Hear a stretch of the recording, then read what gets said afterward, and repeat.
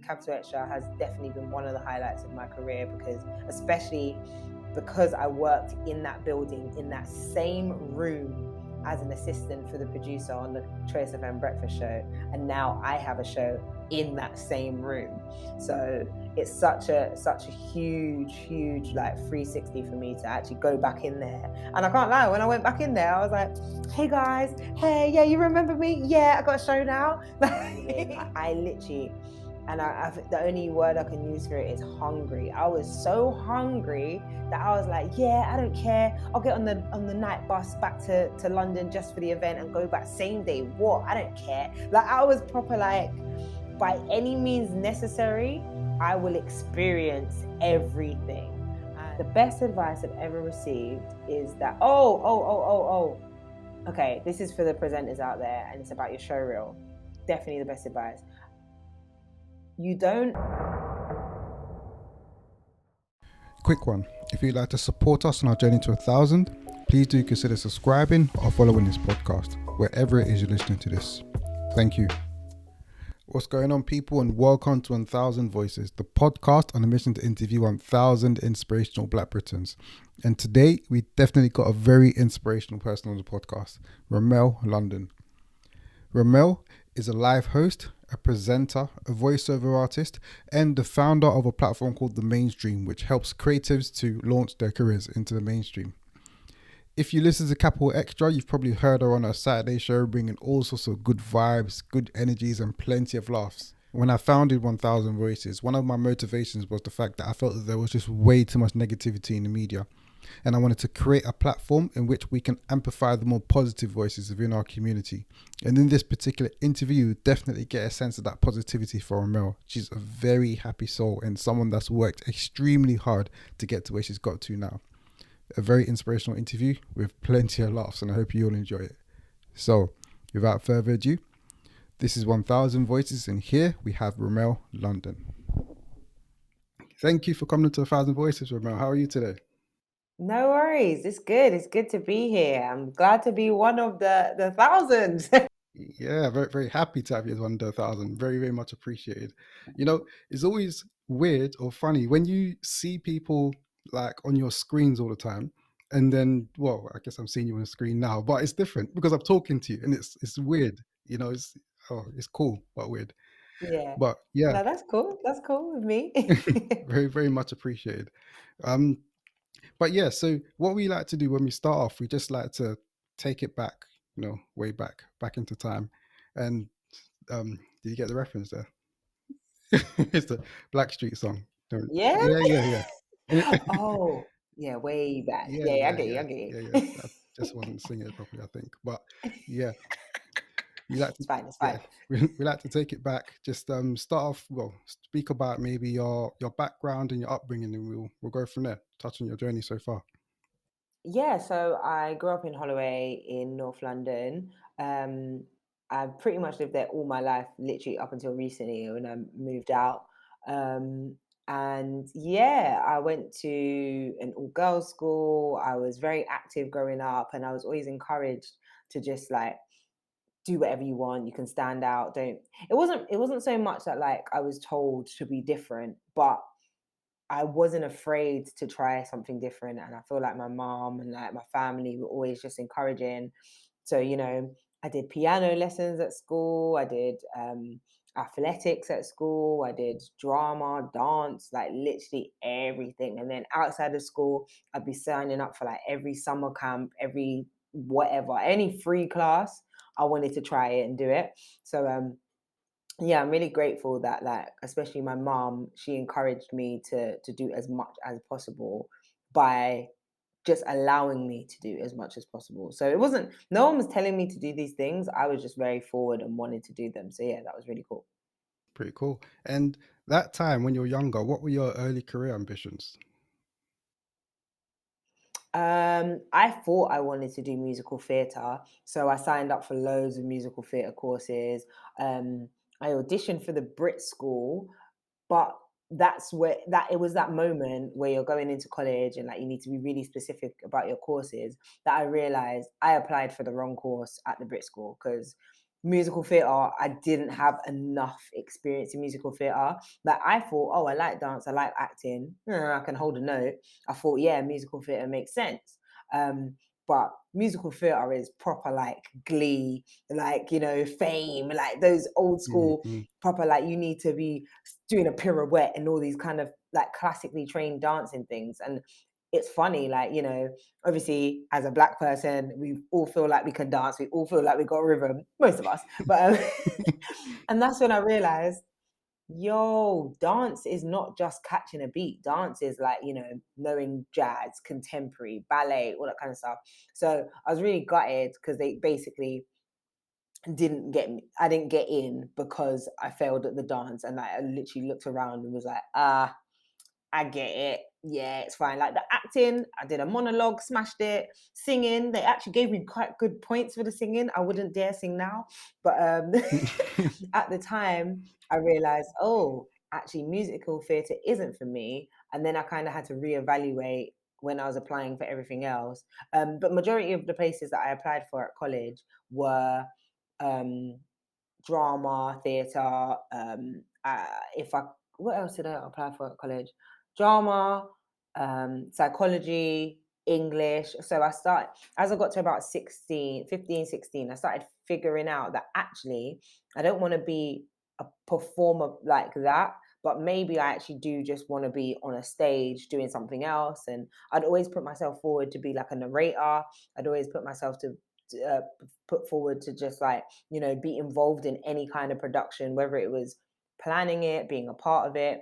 I was always very active at school. Like, I was on the school council, everything. So I realized actually I just like speaking. I like public speaking. And the more I thought about it, the more I realized, okay, what's performance based, but what's also like talk based.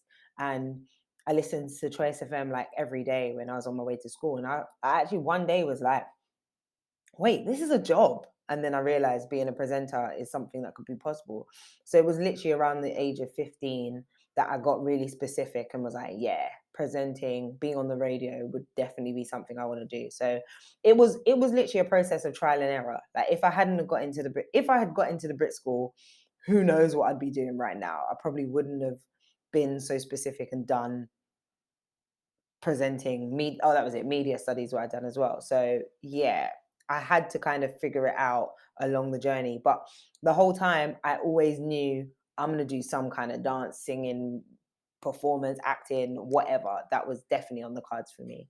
Yeah, it sounds like you've always sort of been in that creative field. You know what I'm saying? There's always been that kind of music or dance. And you say you weren't singing. I've heard you hold a 1-2 note before on your social media. I mean, yeah, when I'm at radio, I can't help it. I have to sing a little bit, but never on air, never on air. But in the studio, everyone sees that. Everyone. Yeah, cool. But yeah, you've always been sort of in that.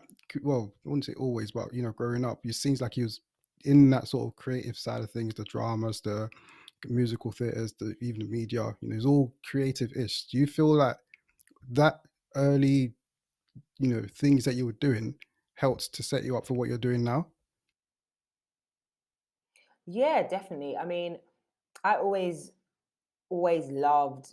It's funny because when I was a child, I was kind of shy, but I always put myself forward for stuff. And it's weird, like, I have like photos in my mum's house of me doing like talent shows at like my little girls club. Like, when you have to used to have like community centers and all that kind of stuff. We had one called Girls Club. I don't know why it was called Girls Club. But I mean obviously it was just for girls. But I don't know why they excluded the boys. Sorry. But at Girls Club, we always were singing and dancing, and it wasn't part of like what the club was for. It was just an after school thing that you could go to on Friday evening and just chill with some other girls. And because I was the only child, I loved going, absolutely loved going. And there, they'd always be playing music, and I'd be like, oh, I want to sing. And it doesn't really make sense that I could be so shy, but I could be so forward at the same time. So when we had talent shows, I always said I want to do the talent show, and I'd sing like Lauryn Hill or all these big people's tunes. But and I always thought, I want to do it, And I don't know why. It was just something that was so natural to me to want to be involved in anything. And I think that's one thing about me. Like, I'm very proactive. Like, if I see something or see, like, an organization or a project, I'm like, oh, I want to be a part of it.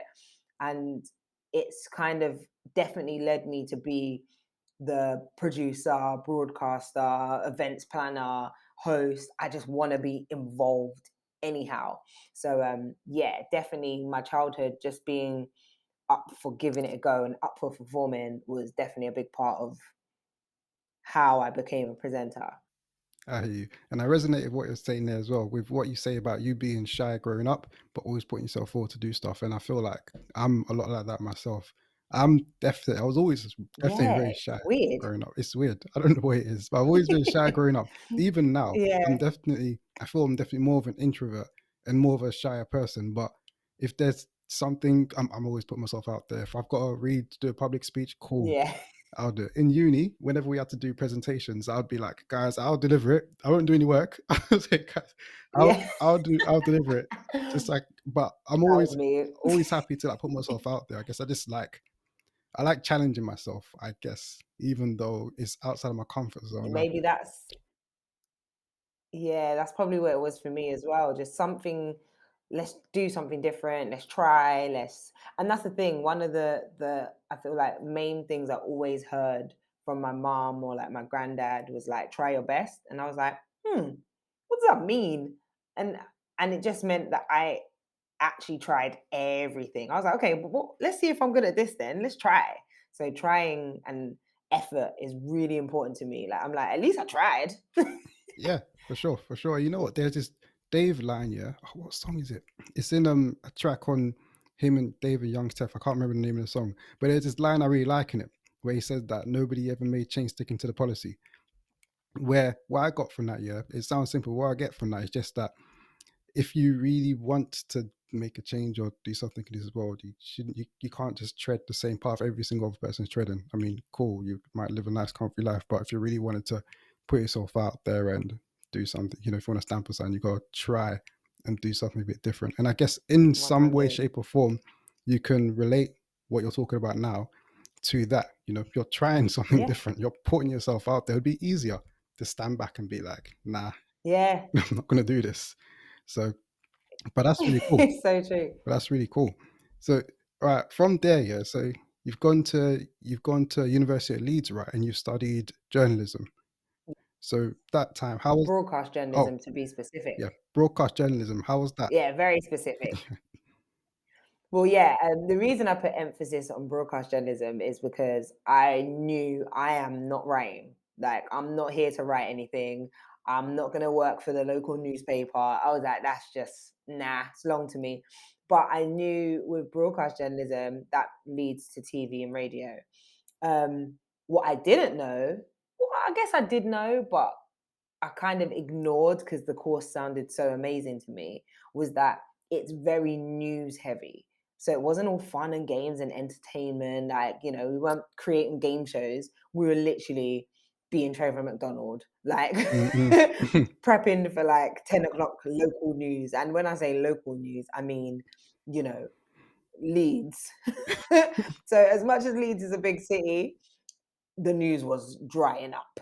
And back then, we weren't so much like, not to sound like I'm crazy old or anything, but like that, that was 2007 to 2010. You know, Instagram weren't around. There weren't all these crazy blogs everywhere, like posting things every day. We literally had to call up for like the local fire brigade and the local, I can't remember what it was, but it was like we literally have to be like, hi, did anything happen today? Like Wow. that's what happens in local areas. And I was like, this is dry. Mm, But the course helped me realize I 100% I'm not a news journalist. Like I just can't bear with bad news or boring news. Like I just didn't have the energy for that. And it just reaffirmed that I want to do fun interviews, entertainment features, interview like music artists, comedians. It just was a definite like this is the kind of person I want to be. And, you know, even while I was at uni, and I'll be honest, I'll be brutally honest, it actually affected my grade because I was always doing entertainment features. And my lecturer was like, you need to do more hard news. And I'm like, nah. And and not realizing that she was gonna mark me down because she's like, I specifically told you to do something about news and you went to a club and started filming the club. And I was like, but it's interesting. Mm-mm. And she didn't get it. She saw what I was trying to do, but like I wanted to, like, for example, one of my projects that I did was a day in the life of a DJ. And I was like, this is gonna be sick. Nobody knows what it's like. So I literally made friends with all the DJs in the area. And like I followed them for like a whole weekend, filming everything, interviewing, asking them what it's like. I was very much into that behind the scenes, the entertainment from the jump. And my teacher was like, no, like you should have done about, you know, everyone that got high marks were like, they went to the dog pound and they were reporting about a sad dog. And I was like, typical. No one, like, you're not getting it.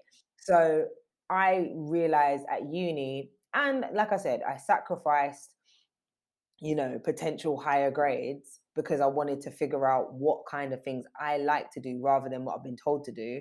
But it paid off because I really knew that music, entertainment was what I was interested in. And, you know, that same teacher, that same lecturer that like graded me down a couple of years ago, she asked me to come and do a talk at the uni. So I'm kind of like, it worked. So, and also I just realized at uni that I am a producer, and I would never have known that if I hadn't have gone to uni and done that course. You know, every idea I have or anything you see me do, other than like the proper like broadcast stuff, but anything online that you see me do, I produce that because it's something that I believe in, I want to do.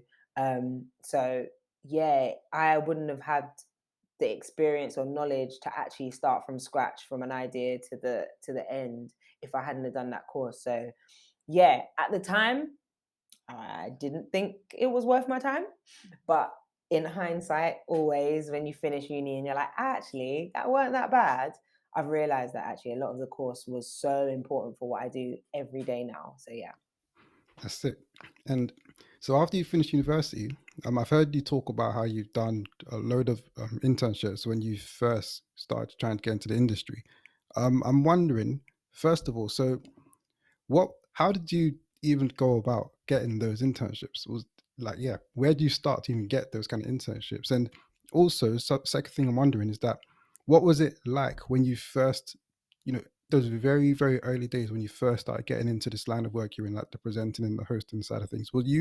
Did you ever feel like you suffered from any kind of, what would you, like, you know, imposter syndrome or something where, you know, you're just starting and, you know, nothing like that? I'll be honest with you. When I started, I didn't even consider imposter syndrome. I was like, I want to be a presenter. I'm going to be a presenter. Let's be a presenter. And that was it wasn't until I was in the industry for a while, I was like, oh, maybe then I was like, maybe I'm not good enough. When I left uni, I was like, I'm gonna get every job I want. Like I was so confident in like what I knew and what I believed. I genuinely thought I could have any job I wanted. Um, so how I went about getting internships and all that kind of stuff. In all honesty, I took the advice of my lecturers while I was at uni, and I started creating content for myself. So again, this is very early days of YouTube. Again, I'm not that old, but very early days of like YouTube and being a YouTuber. You know, I had a little flip cam. They don't even exist no more. Like we don't need them because we've got phones. But back in the day, there used to be like flip cams that you could just like put the USB in your laptop and edit it quickly, and then you've got a YouTube video. So a friend of mine gave me one because he was like, "Nah, man, I see something in you. I've got this. You can have it." And I was like, "Oh, thanks." Um, he gave me the flip cam, and as soon as I left uni, or while I was at uni, I was filming everything. Like literally, like I said, same kind of thing that I was submitting for uni coursework. Um, I'd go to events and be like, "So how was it? Did you enjoy it?" Da, da, da, da, da. So I just became the uni girl that wanted to cover everything, and I'd literally like hire out uni equipment as well, get people to film for me. I'd just try and cover as much as possible to just start building content of my own. So then when I got out of uni, I already had an idea of what I wanted to do, what I wanted to continue. So I would say to anyone that wants to get into the creative industry, you have to do it. You have to just try it and start filming and start figuring out what kind of reporter, presenter, broadcaster do you want to be. So I already knew I'm definitely covering events. I definitely love music, live music shows. I want to be there. Like there were times I was traveling back to London because there were certain events I wanted to come to London for, and it was worthwhile. It was very much worthwhile. Like back then I saw like Jessie J live, and this is early Jessie J days, and like so many other artists that just blew up over the years because I was like, I need to get out there. So when I did then eventually approach companies like community radio stations and all that kind of stuff, online platforms, and said, I want to work with you, I already had something to be like, this is what I can do. Let's work together. So again, it's like, having that content and showreel stuff to actually show people and be like, this is what I can do. Let's work together and we can do more of this and be even better. So yeah, while I was at uni, I sent out that show reel or loads of different show reels to all these companies, and eventually they started getting back to me, or like I'd go up, like, go to events and where I know I'm going to see people that work in the companies. So yeah, that happened for Choice FM back in the day. At this point I was already working with like Link Up TV, but we went to cover an event for Choice FM, and then someone else that I knew introduced me to like the producer of the Choice FM breakfast show.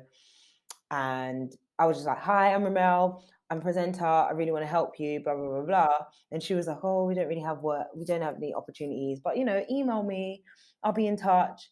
Literally that night, I sent her, because I wanted to prove to her that, no, we're serious about what we do. And that night at the Choice FM event, we interviewed Wretch Free 2. So I sent her the link from that day. And I was like, this is what I did today while I was there when I met you. I'd love to work with you. And she was like, wow, this is really cool. Well done. And she was like, actually, yeah, there is an opportunity for you to work with us. And I was like, it worked. So actually being there, having stuff to show her immediately, she was automatically impressed and was like, yeah, actually, this girl was, she's trying at least. So yeah, that's when I first started working at Trace FM doing work experience. But yeah, show reels, so important. So important to get in the door. Like just to even show that you're serious is very important. For sure. That's sick. That's sick. And I guess with that, yeah, what I got from that as well is that you sort of, because they told you there wasn't anything available, and there was, when you showed how Yeah. you showed, like, I suppose, like how valuable you can be, and then you actually put yourself out there, got the work, and okay, I've done the work, here's the work. Have you got anything available? And then they turn around and be like, oh yeah, there is something available actually. So it's about, putting yourself out there, Yeah, even if, because I know it can be scary, definitely. just, but I know, well, I know from a personal experience, it can be scary to step out, like to really put yourself out there and to step out. It's outside of Definitely. the conventional route, if you know what I'm saying. Like the conventional route would be go to Oh, uni, 100%. study, don't know, finance or whatever, get a 9 to 5. That's it's a tried and tested route in it. But that's outside the conventional route. So Yeah. that's sick. What you spoke about, you how you didn't necessarily suffer from any kind of imposter syndrome when you started doing all of that. Where did all of that confidence come from? I was crazy. I was genuinely crazy. Like, I was literally the hypest person everywhere. Like I'd go to events and just be like, I want to be front row. I want to take it all in. Like I literally, and the only word I can use for it is hungry. I was so hungry that I was like, yeah, I don't care. I'll get on the night bus back to London just for the event and go back same day. What? I don't care. Like I was proper like, by any means necessary, I will experience everything. And that gave me just like, yeah, the hunger. Like that's the thing when this is like probably the worst example, but like, you always think I can't believe people are begging, or I can't believe people are or asking for stuff.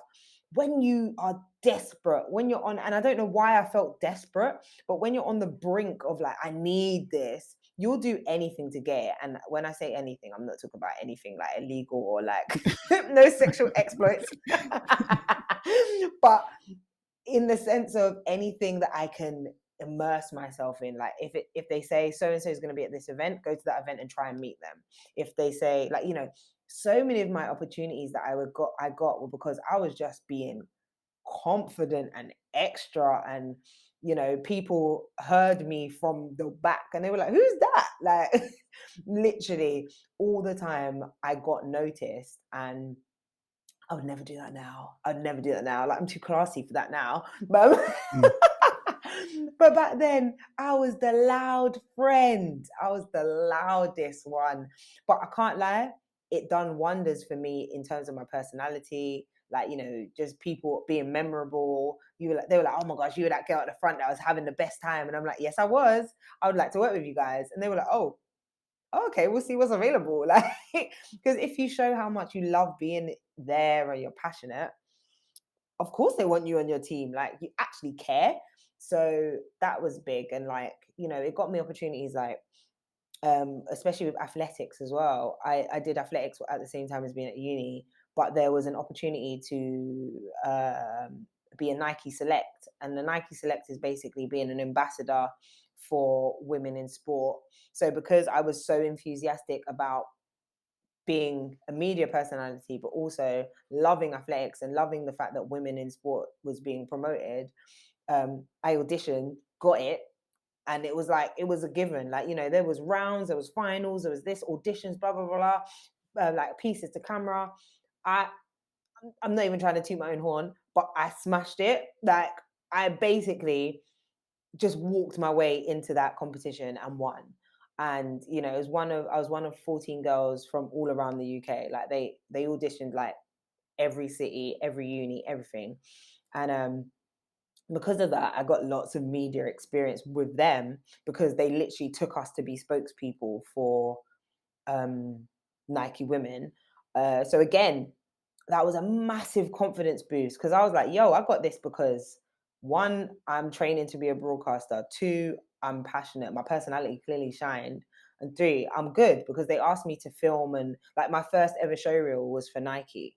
So, and that's because they got me to go to every event and cover it and do all the things that I was doing at uni. Do you get what I mean? It ended up becoming an actual like opportunity with Nike Women.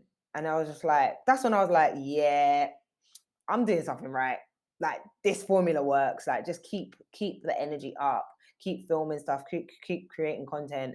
And 2009, 2008, 2009 was not a content creation time. Like, no one knew what content creation was. There weren't influencers. There were celebrities, but there weren't influencers weren't a thing. So I was very, very lucky to be chosen just because of who I was. No followers, no nothing, weren't nothing to do with that.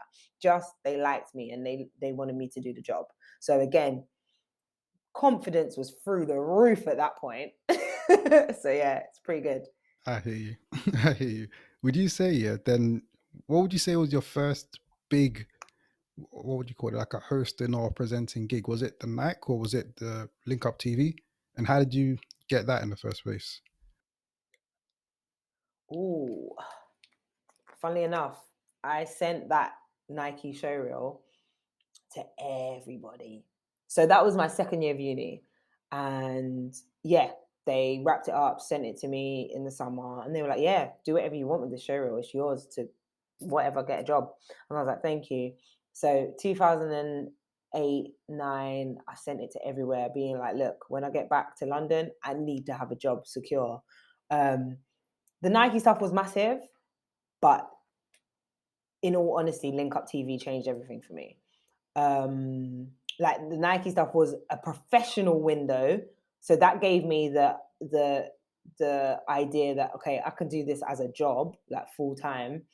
But Link Up TV gave me the passion and gave me opportunities to produce, gave me opportunities to um, build me rather than being the Nike Select Remel.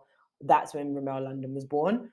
So that was such an amazing opportunity, and it literally came, funnily enough, a year later, because anyone that knows Rashid from Link Up TV knows that you can't get a straight answer out of him the first time Mhm. round. So a year later, he got back to me and was like, "Oh, I saw your email about showreel," and I was like, "Yeah, like, did I?" At this point, I'd long gone forgotten that I'd sent anything to anyone. Um, and Lincoln TV was just starting. This was 2010, very early days. And he was like, "Look, I've got these interviews. I need an interview. I need a presenter." Like, and like, literally, we never met. We spoke on the phone. That was it. He was like, "Yeah, come down to Northwest London." I was like, "I don't know where I'm going, but yeah, come down to Northwest London.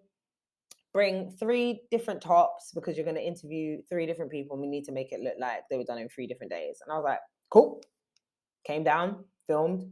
We interviewed Merkston, Stutter, and Baby Blue, and that was the beginning of the the Link Up TV journey. From there, we were like, "You're good." And like, I saw how quickly they turned the video around and high quality. They saw how quickly I was and like how on it I was. I wrote all my own questions, all that kind of stuff, done my own research, because obviously at uni I learned how to do interviews. So they like, we were impressed with each other. We were like, "You work good." And it was like, we should work together. So from there, we started planning ideas, started just, we were uh, another word that doesn't sound polite, but we were aggressive with it. Like, we'd just roll up to every and any event and be like, "Yo, we want to interview." And that was such an important thing for me to realize that, yeah, you have to think on your feet. Like, you have to be ready all the time. You need to have done your prep beforehand. Like, you don't know who you're going to interview. You just need to know who's going to be there. You need to just be aware of the scene. So I learned so much about music, entertainment. I just had to know who everybody was just in case. And like, so that's why I feel like joining Link Up was such a big deal, because it actually just threw me into the industry and we grew together. Like, Link Up was new, I was new. It's like, who's this new girl? Who's this new platform? It was a perfect time for us to actually just create a brand together. So yeah. That's it.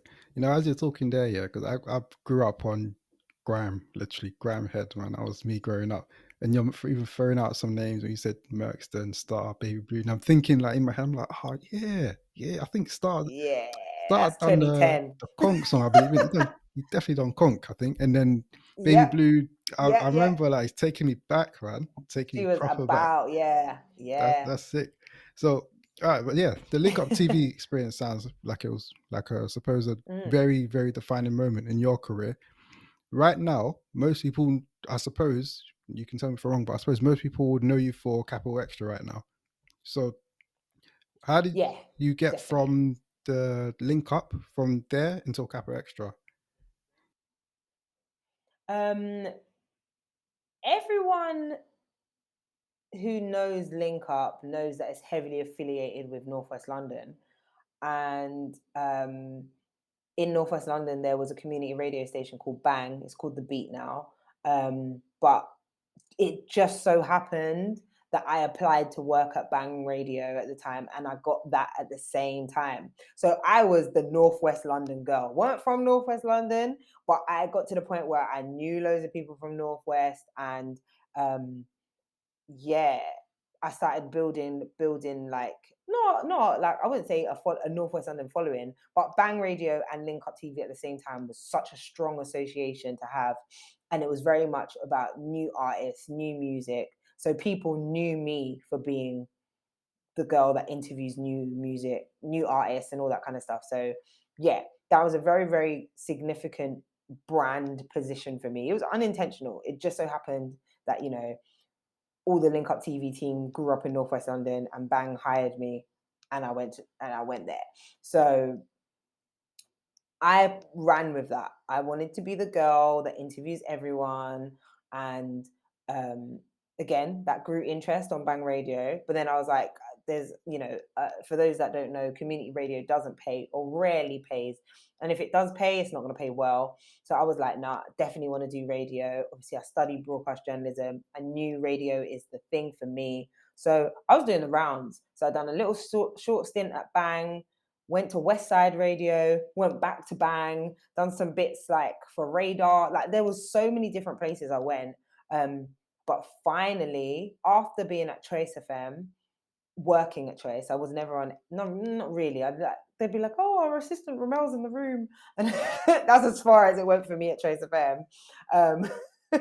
But at the same time that I was working at Trace FM and Capital, because they're in the same building, an opportunity came at BBC Radio 1 Extra where they were letting new talent take over once a week for an hour for a month.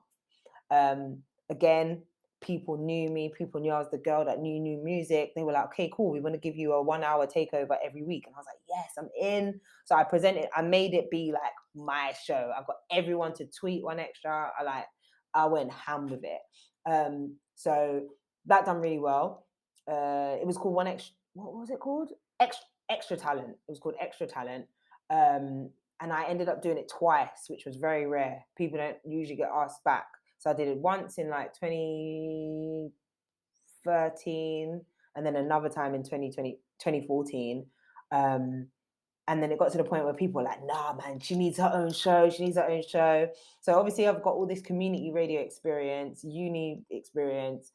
And they announced that they were looking for new permanent presenters at 1 Extra. So I auditioned. It's called a pilot.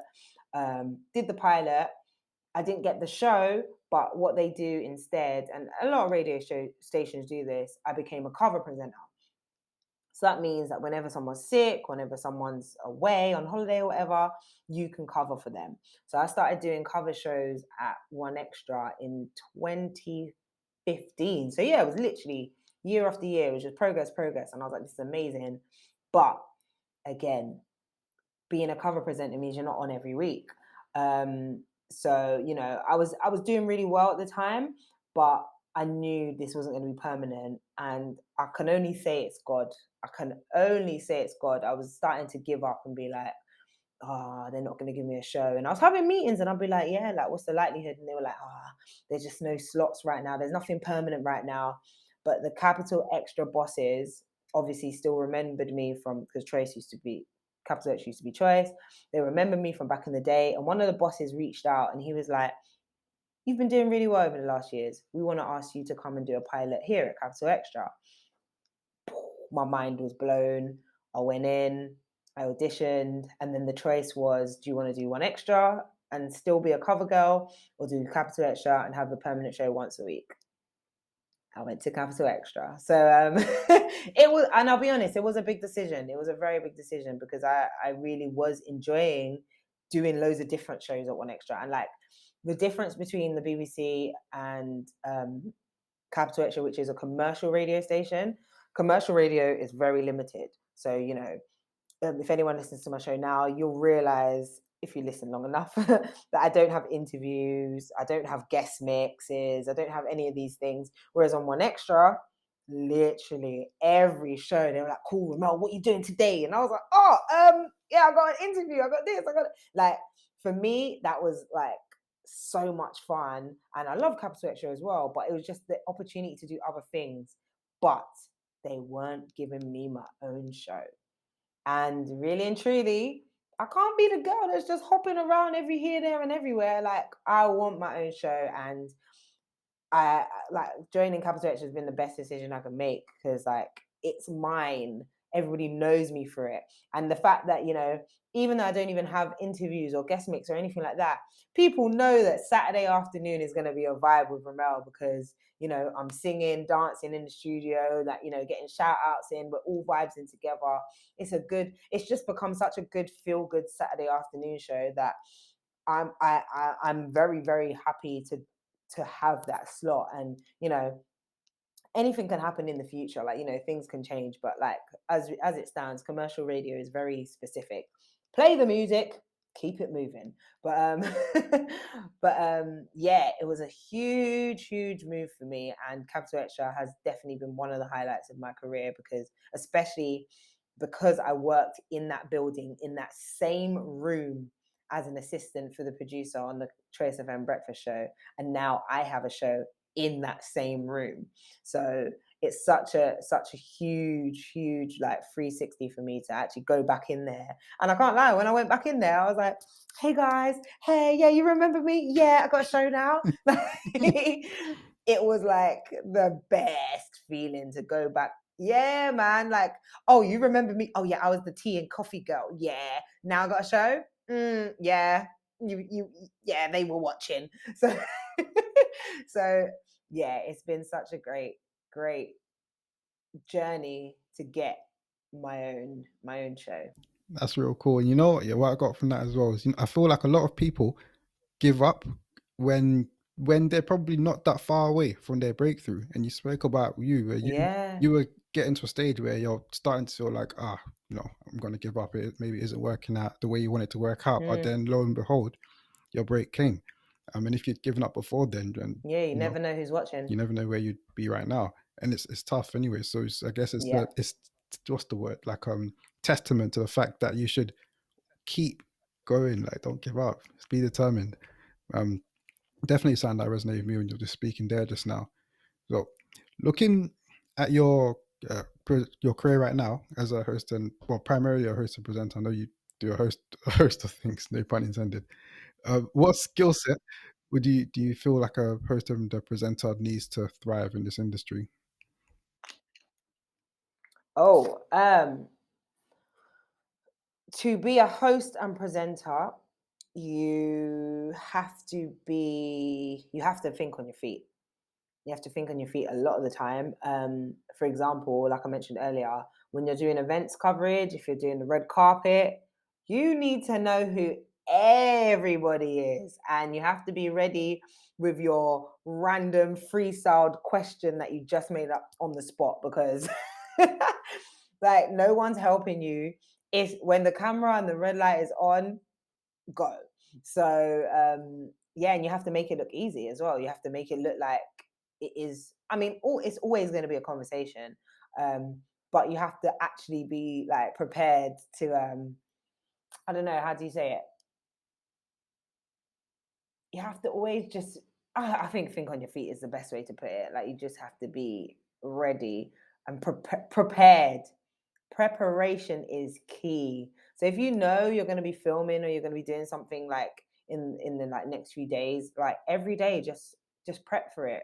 Get ready, get into the right like frame of mind, and don't go to bed late or anything like that. Do you know what I mean? You always have to be ready and energized for what's about to happen. Hosting is one of my favorite things. Hosting one of my favorite things, because you have no idea what's going to happen. It's an event. It's live. Like, someone could run across the stage naked if you want. Like, anything can happen, and you have to be prepared to react to that as well. And or there's been times where I've had to fill time. I'll never forget. I was at the Royal Albert Hall. Again, one of my favorite events. It's called Music for Youth. And it's a huge, big deal, like, Arts Council funded, all that kind of stuff. The grandparents are there. It's like orchestras, all this kind of stuff. Kids as young as 5 to like 19, 21. It's a big deal. And something technical happened. I'm hosting. I'm like, everyone having a good time? Yeah. And I see in the corner of my eye, someone's like, keep going. And I was like, I finished. Like, they were on. Now it's them, but they're not ready. Okay, cool. And I had to just literally, I think I remember them telling me I filled for like maybe 5 minutes. On stage, 5 minutes is eternity. Think about it. A song is 3 minutes, and a song's pretty long. So 5 minutes of me just talking. To this day, I don't know what I said. But they were like, you were brilliant. You kept it going. Well done. And I was like, yeah, I don't know what I said, but I think I had people clapping. I had people singing. I did the, where's everybody from? North London, Leeds, Manchester. Like, you got to throw everything you've got at and these opportunities, but it's like you're in the middle of it, and it's just a rush, and you're just like, okay, all right, what can we talk about now? So those kind of moments for me, like I said, hosting is my favorite thing because you never know what's going to happen. And for any future host, you got to have like an artillery of like different catchphrases, games, little call and response, this and that. Like, you got to be prepared. That's what I'm saying. It's really important to just know anything can happen, and you have to be ready to take on that challenge and improvise. That sounds nuts. You said it's the Royal Albert Hall, right? Yeah, Royal Albert Hall, 5,000 capacity. Ah, mate, if if that was This is me, before the pandemic as well, so it was like, packed. yeah, That was me. I would have been like, oh, yeah. okay. You know, you just start sweating and that. Like, I'd be like, what the hell do I do now? It was it was a lot of things. Yeah, but that's sick though. But such a good memory. Yeah, no, that's really good. That's really good. And being a host, or yeah, being in this line of work, it sounds like it's very, very fast paced. It sounds like it very, very fast paced. Is it as fast paced as it sounds? And if it is, how do you avoid burnout? Do you have things you do like in your downtime?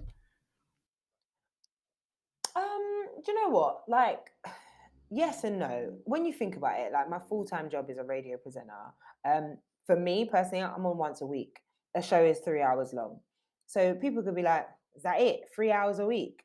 But I end up doing loads of other things. So, and I think that's what people forget. Like, people know me for being a radio presenter, but I'm doing voiceovers in the week. I'm doing, like, hosting events. I'm filming with brands and content and stuff. So like, it does pile up. Like that one job that, us as presenters rarely have one job.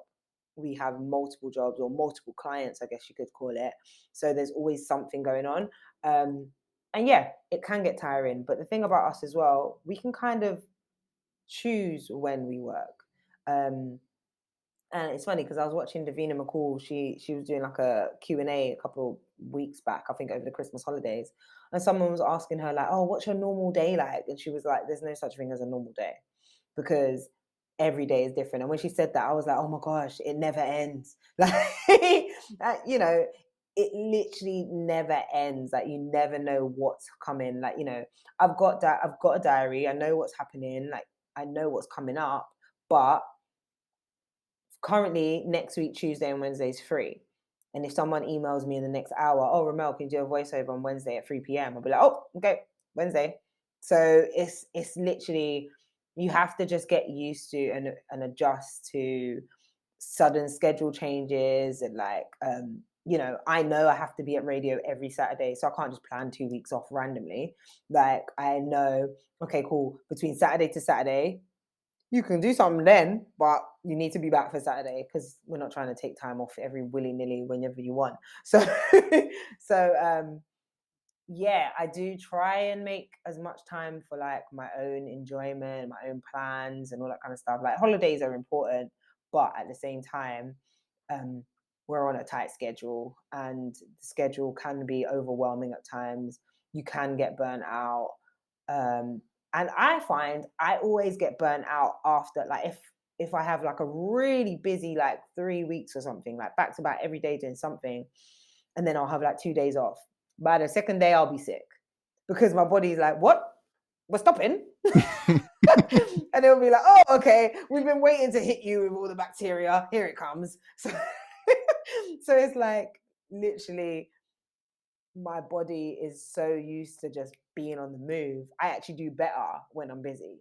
When I'm resting, oh no, it's a bad time for me. It's a bad time. Hey, whatever works for you. Everybody got what works for them, and yeah, Yeah, whatever works for you. Talking about being busy, talking about definitely. scheduling and things like that, it's a nice segue into talking about some of your other entrepreneurial endeavors that you're working on. So I know you've got your gratitude diary Yeah. that you've launched last year or 2020. It feels like I'm in 2021 still. It was actually 2020, but the pandemic kind of made it a blur. So we'll call it was released 2020 to 2021. Yeah, it's called Love from Ugo. Ugo is my first name. I'm half Nigerian, half Guyanese. So it was kind of like a tribute to my Nigerian side. especially because the name Ugo is kind of like, it's because it's a Igbo name, so they have different ways of I guess determining what it means. So Ugo means grace of an eagle, the overseer of the sky. It's like kind of like, just think of a bird, and in its like excellence, just like, oh yeah, I'm cruising. So that's Mm. what my name basically means. And that's what I love, the idea of it being just like from a peaceful place, from a place up high. So love from Ugo is just like from a piece of like, you're just clear, you're reflecting, you're taking it all in, and it's a gratitude diary. So that's what I want you to feel when you use it. You write it as a journal every day, once a week, once a month, whatever you want. um, and it's all about just reflecting on the good things that have happened to you. It can be anything, like, oh, I went for a jog today, a 20-minute jog, or oh, I got a new job opportunity. It's just something that you can just keep track of all your achievements. And it's particularly for women of color as well, because I realized that there weren't many like positive like affirmation books and all that kind of stuff specifically for women. I've had a lot of requests from men that they want it too. So who knows? Coming soon, there'll be a male version as well. My name is unisex, so why not? Um, but yeah, it was just an opportunity in the lockdown to really just be like, you know what, we're going through a lot. Be easy on yourself. Like, let's reflect on the good things. Like, even if it means I went for a walk today for an hour, that's amazing. Like in lockdown, that was a big achievement for a lot of people. So I wanted everyone to just take a moment to realize that you're doing okay, you're getting through it. And I released it, I announced it 2020 Christmas Day. So that's why it's kind of like a weird, like, the sales kind of actually were in 2021, but I spent the whole of 2020 working on it because it was literally my lockdown project. And 20 yeah, for 2020, and then 2021 I just released it, and had a when we could actually do events again in the summer, I had an event, kind of like a soft launch event for it, where I invited like women from the industry to come down and just share what they're grateful for, which was wonderful. I did that at the Rum Kitchen, who supported it. So yeah, Love from Ugo was just a really nice opportunity to just appreciate making it out of lockdown. That's real cool. That's real cool. Rum Kitchen takes you back. I went there once. I had the strongest rum I've ever had in my whole life. Well, I love that I place. didn't know they I make it love that it so strong, much. but that's cool. And it's very, very important actually when you talk about being grateful to be to that. I like that what's the word, like that, how do you even say it, thing, being grateful. But because I feel like I can Gratitude, gratitude. gratitude. Yes, I like that, being, being, because I feel like on a personal level, yeah, there's times where I would look at myself and I'm like, you know, I'm not where I want to be. But then my missus, my wife, she's always reminds me. But last year, 2 years ago, if you would say you were here, if you were to say, but in next year or in 2 years' time, you're going to be where you are now, you'd be over the moon. You'd be like, yes, yes. But when you're in it, you're not always grateful for where you are. So having something like that for sure sounds really good. Helps you to really appreciate where you are and what you've achieved and everything. When it puts things into perspective properly. So that's really sick, man. That's really good. Um, and also, so talking, again, another thing you're working on, or you work on, is the mainstream. So the mainstream is, or essentially a platform to support creatives in a very general sense, obviously. And there's loads of different aspects and facets to it. And the tagline, I believe, is something simple like helping you to launch your career into the mainstream. So with the mainstream, can you talk a bit about maybe why you started it, and why it's something that's important to you? Yeah, I mean, as you've heard from a lot of my journey so far, I was winging it. I Yeah. was literally winging it.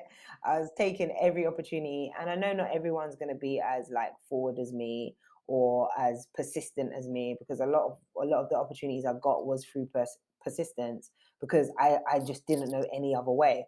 So the mainstream is for those people that just need a little bit more of a like an intro to what could happen and what they could expect. So it first started by being a podcast, um, and the podcast basically explains the journey of multiple different people. So we've had Mo Gilligan, Clara Amfo, Travis J, the comedian, Dane Baptiste, George the poet, Vic Hope, Scarlett Douglas, loads of different people from a broad selection of like acting, comedy, um, yeah, broadcasters, all that kind of stuff. And every single person has a different way. Whether we've had a group, you know, a large group of comedians, everyone's journey was different. The presenters, everyone's different.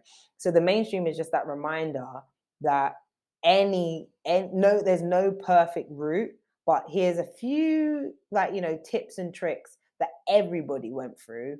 So you'll hear that, you know, they talk about perseverance. You'll hear that they had to create their own shows, or they had to do their own online whatever, or their own magazines and blogs.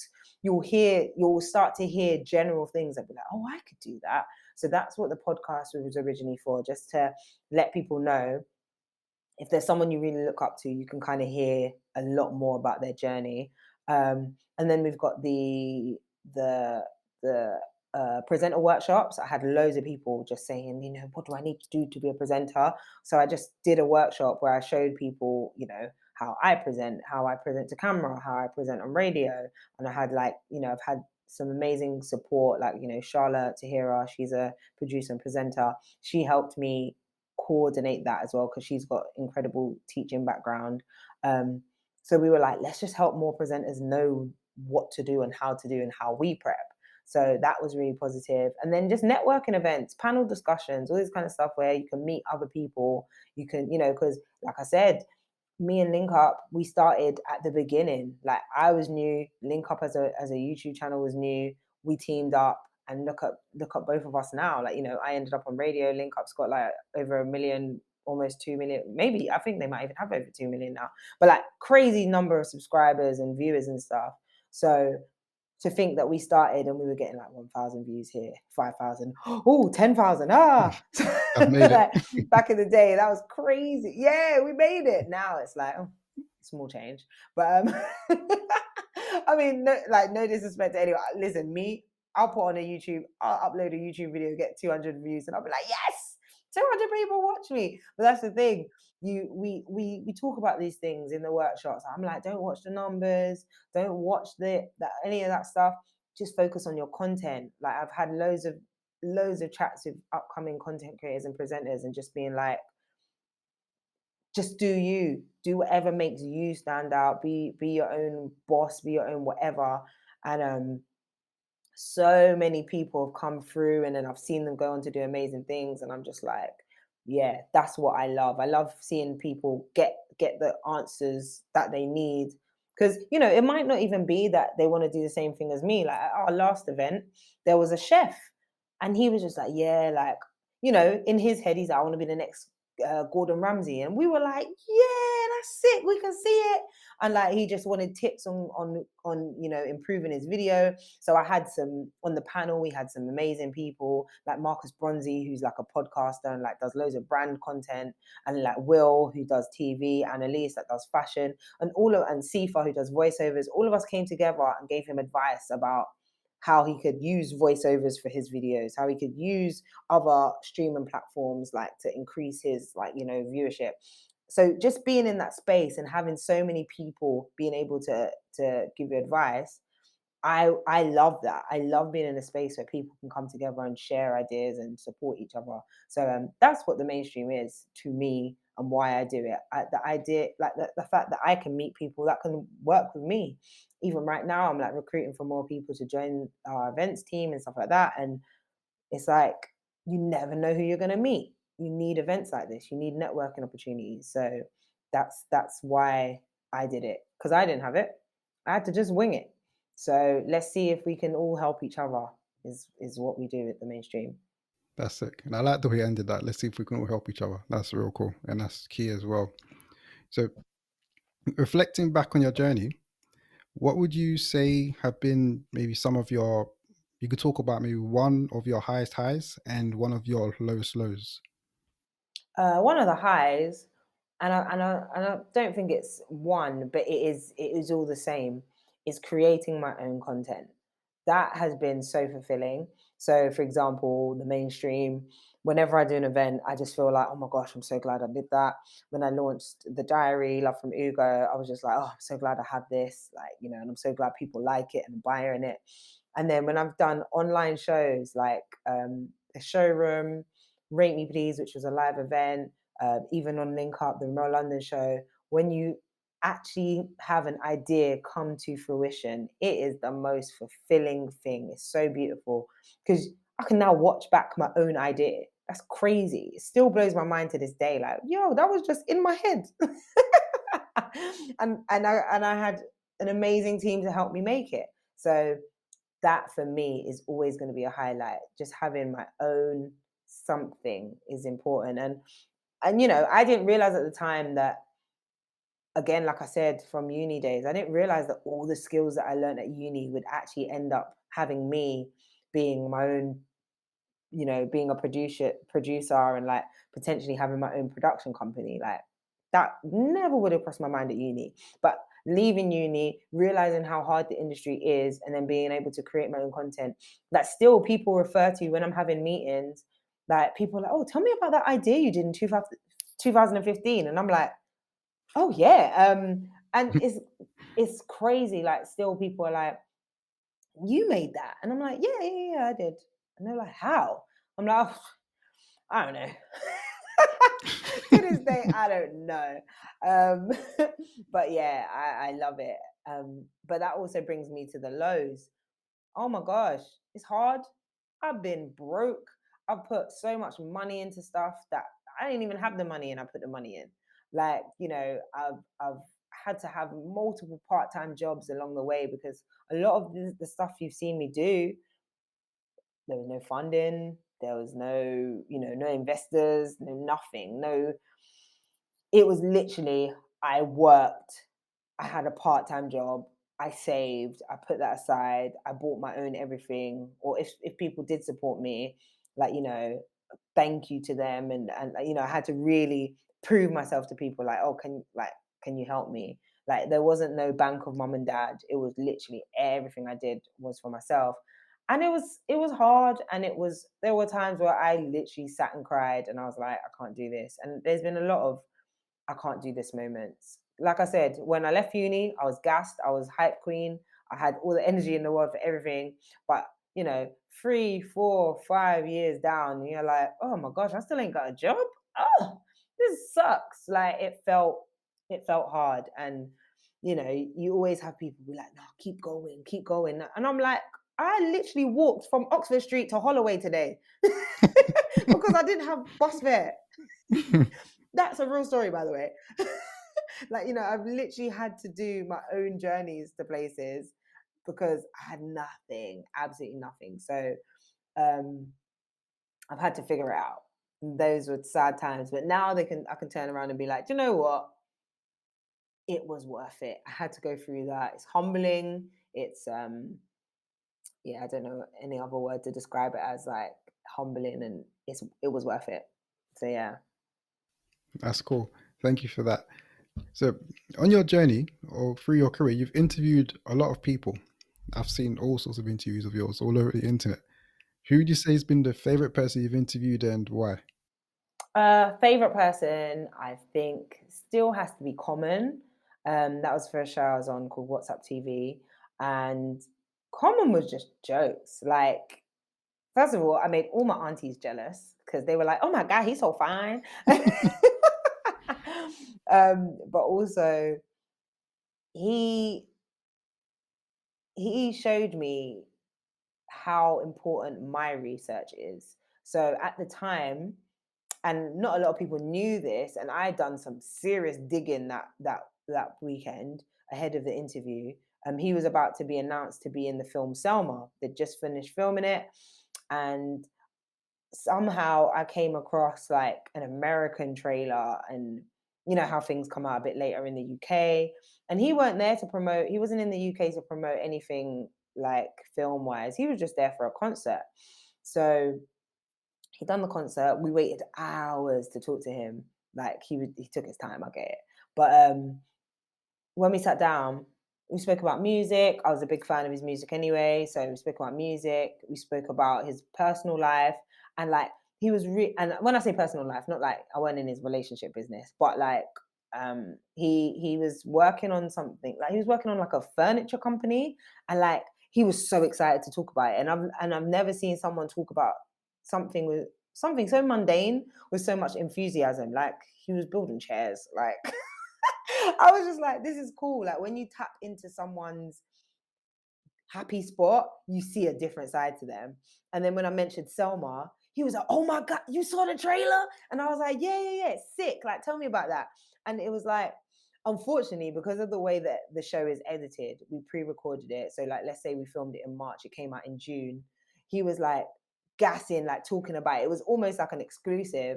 But for me personally, I was like, "Nah, I killed it. Like, I got some serious juice out of him." But by the time it went to air, everyone was seeing the trailer. But that's the thing, he was so excited to talk about the film. Um, everyone was like, wow, you really brought something out of him. And I was like, and he even said at the end of the interview, like, do you know what? You're good. You did a good interview. And I was like, me? So it's so rewarding to have like, contributor tell you that you did a good job. And it's also so rewarding to see, for me personally, see a whole different side to my interviewee. So yeah, that's definitely hands down. He was like, they say never meet your heroes. He was a genuine guy, amazing, such a nice person. And he complimented me on camera. Still got the footage. So so yeah, that was amazing. Perfect. That's great. And last question before we move into some quickfire questions. What do you want your legacy to be? Ooh, I love it. So I want my legacy to be, I want to be appreciated and remembered for always giving like a million into everything I do. So whether I'm helping people, I want people to just know that I did it because I wanted to do it. It wasn't just because I wanted to look good. I literally do everything with passion, and I do everything because I believe in it. I only hang out with real people, so only want to represent that, like the realness, authenticity. Everything I do, I put 100% into it. So in the future, when I have my own production company and I'm making documentaries, everything has to be so authentic and organic, and I want people to learn something. Storytelling is really big to me. That's why I made the mainstream, to just be like, look, everyone has a journey. Everyone needs to have the right to tell that. So real, authentic, just respected stories and craft. That's what I'm about. Perfect. Great. All right. That's that. So we finished the main part, I guess. And now we can move into some quickfire questions. How are you feeling? You ready for them? Oh, oh my gosh. I'm not very quick, so good luck with that. Let's say 20 seconds per question, yeah? You can just try your best to answer whatever comes to your head first when I ask them. Cool. All right, let's Okay, go. cool.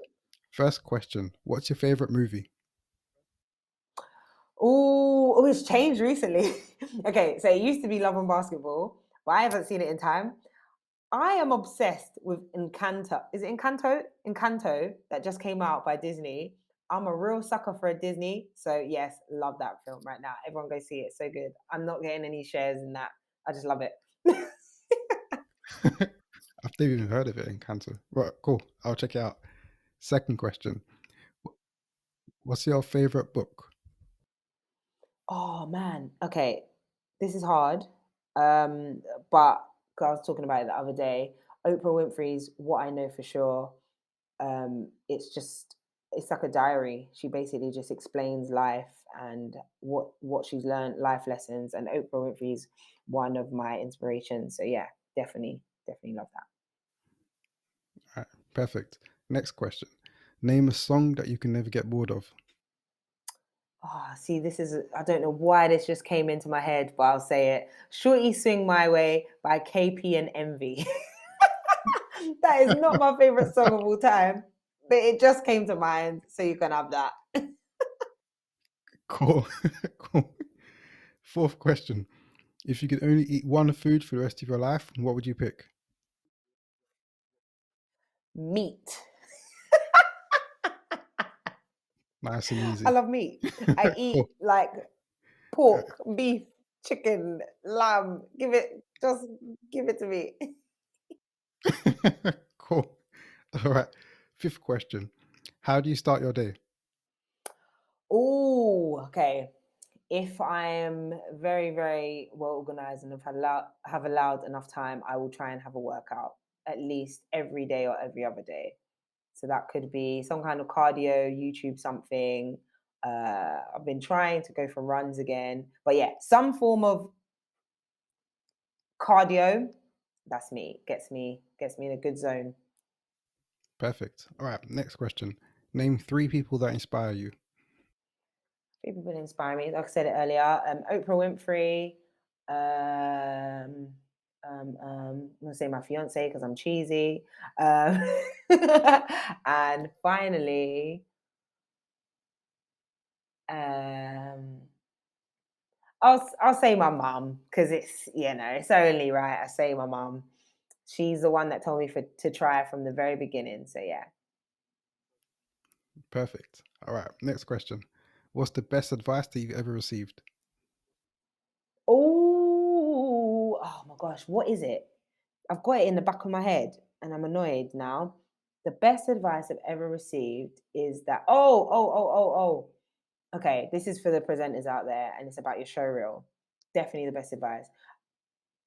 You don't put in your show reel what you've done, you put in your show reel what you want to do. I'll explain that a little bit more. You might think, oh, I've done loads of things. Let me just fling it all in. No. What kind of presenter, what kind of host do you want to be? So I want to be a late night entertainment talk show host and like Britain's Got Talent, all that kind of stuff.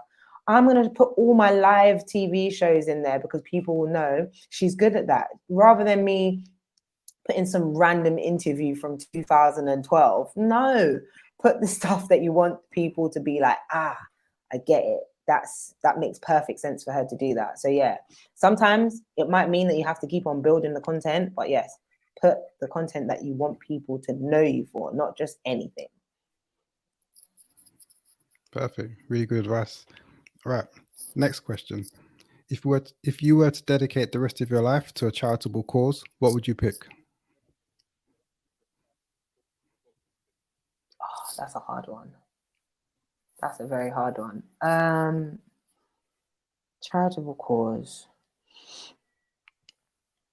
Anything to do with kids that can change their life, like anything that can turn their life around.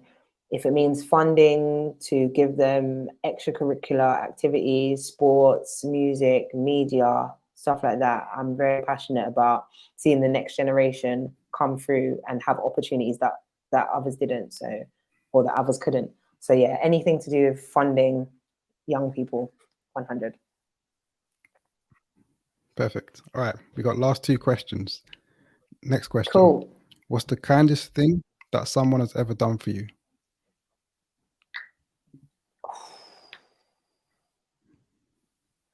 Oh my gosh, I'm so cheesy. I hate it.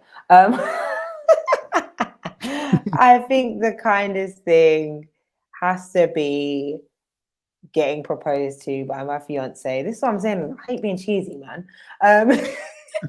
Because I hate surprises. And he made it the most enjoyable surprise that I've ever had. It was just twists and turns of shock, and laughter and happiness and memories. And yeah, it was crazy. So yeah, that's good. Cool. That's sick. Nice one. And last question. What's one thing people don't know about you?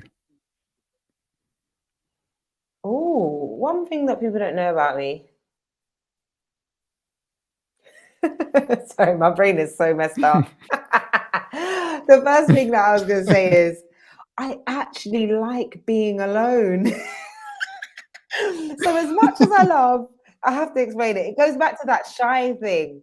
I grew up as an only child by my mum. So I really learned how to entertain myself. So as much as I love, people will be like, no, but you're always out, you're always doing this and this and this. Yeah. However, I actually don't mind not seeing anyone for a week. The first bit of lockdown, I was like, yes, this is fun. But then after a while, I get a little bit aggy and I need to go outside. I need to see people. So yeah, I really enjoy my own company and I don't look like it. I look like I need people, but I really don't need nobody. Cool. Perfect. Right. That's that. Quick fire done. You was all good. So that's all done. Woo, got All through right. it. Yeah. And that's the interview done. Thank you once again. Like really, really appreciate you coming on and sharing your story, giving us loads of laughs, and the feedback or the advice, sorry, Dave, passed on through this interview. Very, very much appreciated. Before we close And up, do I you have have to any say, last closing remarks? Tevin, can I Yeah. say thank you for making this interview really fun, really interesting. You pulled out really, really good gems that even I had forgotten about my journey. Like, Brit school, I never talk about that because I didn't get in, but it's such an important part of who I am and how I got here. So the fact that you kind of like honed in on like the little things that kind of amounted to bigger things, like, really great questions. And I really appreciate you wanting me to be a part of it. So thank you. Oh no, thank you so much. That means a lot. Thanks a lot. That's so nice of you. And yeah, I mean, I've been following you for a long time. Like I said, I'm a grime head. I grew up listening to all like grime and everything, and I've known you Yeah. since Link Up TV days. Uh, so when I wanted to start this, I'm looking for people that I wanted to interview. And in a way, I've sort of followed your journey, anyways, because I've been watching you for a while, and I see you on Oh, thank Apple you. Extra and everything now. So I reached out to you and I thought you'd be great to get on here, and very, very much appreciated when you said yeah, basically. And now that we're here. So it means a lot as well. Thank you so Yeah, I'm much. glad I did it. So Thank you. yeah. Do you have any final words that you want to share with our listeners before we lock the interview off for today? Yeah, I just want to say thank you to everyone that's been listening. Most importantly, if you want to be a creative, just do it. I'm not trying to steal Nike's slogan because I don't work for them no more. But it's really important that you take a DIY approach to this industry. Not everything is going to be available to you when you want it. Not every opportunity is going to be there when you need it. So, if you can't see a window of opportunity, you need to build the window, build the door, baby, because you need to give yourself access by creating opportunities for yourself. So that's definitely what I'm going to say to everyone and leave you with that. And check out the mainstream. It's at the mainstream UK on Twitter and Instagram. Please check out Love from Ugo. You can go to my website, www.remellondon.com, to check that out and buy it. And keep following me, Remel London. All right, perfect. So once again, thanks a lot for coming on to the podcast, Remel. Very, very much appreciated. And that's that. That's Remel. That's 1000 Voices, and we're out. Okay, my people, if you've made it this far, then you must have enjoyed the interview. So thank you for tuning in. It's very, very much appreciated. It would be great to hear some feedback from what you thought about the episode. How did you find it? What were some of your key takeaways from it? And what do you think about 1000 Voices in general? All and any feedback is very, very much appreciated. So feel free to leave a comment or a review wherever it is you're listening to this. As always, the new podcast episode will be dropping next week Tuesday on all major podcasting platforms, and the video interview will follow a few days afterwards on YouTube. So make sure you subscribe and hit that notification bell if you haven't, so that you stay up to date with all of our uploads as they come out. We'll be dropping previews from our next episode in the next few days over our social media pages, which is at 1000 Voices UK on every major platform. So again, follow us there to keep up to date with what's happening next. We've literally got a bunch of very, very inspirational interviews coming up, which I cannot wait. I feel like just dropping them all now, but we're going to take our time and drop them bit by bit. So follow us on our journey to 1000. It's very much appreciated that you're here right now. Thank you for your early support. And until next time, everybody, peace out.